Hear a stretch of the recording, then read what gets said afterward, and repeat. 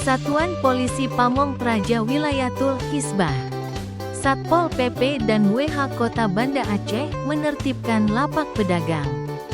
Lapak pedagang dibongkar paksa karena tidak mematuhi peringatan pemerintah kota.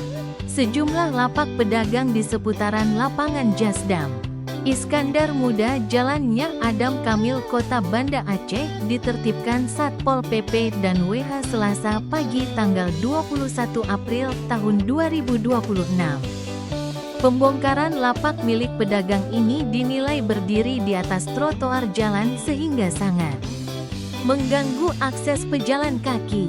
Danton 1 Satpol PP dan WH Banda Aceh Lukman Hakim mengatakan, sebelum tindakan tegas, pihaknya telah menyampaikan pemberitahuan baik secara lisan maupun tertulis.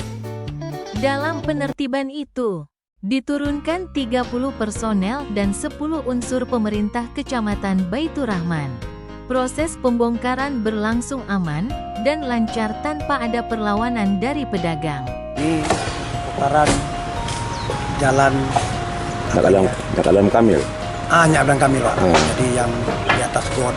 Kita bongkar semua, Pak. Lapak-lapak ya? Apa yang dibongkar? Kelapa, apa namanya orang pisang-pisang goreng itu.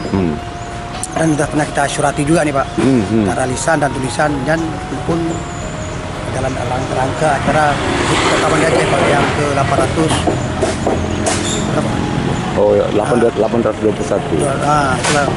Ada berapa personil yang kita turunkan, Pak? Kita di sini semua 30 personil, Pak.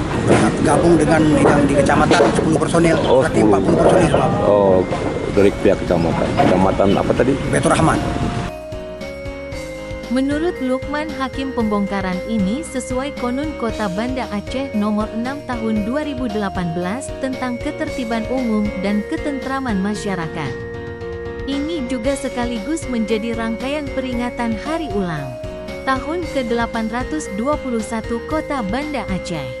Setelah dibongkar, puluhan personel tersebut membersihkan semua kayu lapak berupa terpal dan gerobak diangkut dengan mobil truk.